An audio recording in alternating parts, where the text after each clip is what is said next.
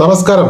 ഖത്തറിന്റെ തലസ്ഥാനമായ ദോഹയിൽ ഇസ്രായേൽ ഷിൻബെറ്റ് സുരക്ഷാ ഏജൻസിയോട് കൂടി ചേർന്നുകൊണ്ട് ഇസ്രായേൽ പ്രതിരോധ സേന ഒരു ജോയിന്റ് ഓപ്പറേഷൻ നടത്തിയിരിക്കുന്നു. ഹമാസിന്റെ മുതിർന്ന നേതാക്കളെ ലക്ഷ്യം വെച്ചുകൊണ്ടാണ് ഈ ആക്രമണമെന്ന് ഇസ്രായേൽ സ്ഥിരീകരിച്ചിരിക്കുകയാണ്. ഹമാസും ഔദ്യോഗികമായി തന്നെ സ്ഥിരീകരിച്ചു കഴിഞ്ഞു. അതിശക്തമായ സ്ഫോടനങ്ങൾ കേട്ടതായി മാധ്യമങ്ങൾ റിപ്പോർട്ട് ചെയ്യുന്നുണ്ട്. അൽ ജസീറ അടക്കം ഇത് റിപ്പോർട്ട് ചെയ്തു കഴിഞ്ഞു. CNN ഔദ്യോഗികമായ സ്ഥിരീകരണം വന്നു. ഇസ്രായേലിന്റെ സംയുക്ത ഓപ്പറേഷനാണ് ഖത്തറിൽ നടന്നതെന്നും ഹമാസിന്റെ മുതിർന്ന നേതാക്കളെ ലക്ഷ്യം വെച്ചുകൊണ്ടുള്ള ശക്തമായ ഓപ്പറേഷനാണ് നടന്നതെന്നും വിജയിച്ചു എന്നും ഇസ്രായേൽ ഔദ്യോഗികമായി പ്രഖ്യാപിച്ചതായും CNN പുറത്തുവിട്ടിട്ടുണ്ട്.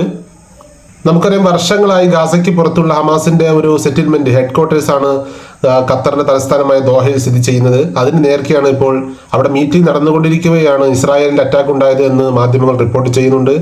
ഏതായാലും ശക്തമായിട്ടുള്ള ആക്രമണമാണ് അവിടെ നടന്നതെന്ന് സ്ഫോടനങ്ങളിലൂടെ നിന്ന് വ്യക്തമാവുന്നുണ്ട്.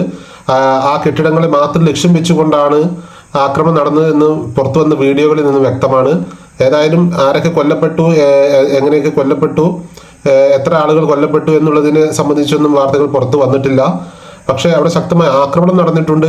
ഹമാസിന്റെ നേതാക്കൾ കൊല്ലപ്പെട്ടിട്ടുണ്ട്. കഴിഞ്ഞ ദിവസമാണ് ഖത്തറിന്റെ പ്രധാനമന്ത്രിയെ ഹമാസിന്റെ മുതിർന്ന നേതാവായിരുന്ന ഖലീൽ അൽ ഹയ്യ കണ്ടിരുന്നത്.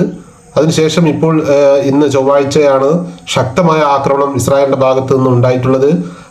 കഴിഞ്ഞ ദിവസങ്ങളിലൊക്കെ തന്നെ ഗാസയിൽ ഒഴിയണമെന്നും ഗാസയിലെ ജനങ്ങളോട് വിട്ടുപോകണമെന്നും ഗാസ സിറ്റി ഉടൻ പിടിച്ചെടുക്കുമെന്നൊക്കെ ഇസ്രായേൽ ശക്തമായ വാഗ്വാദം മുഴക്കിയിരുന്നു.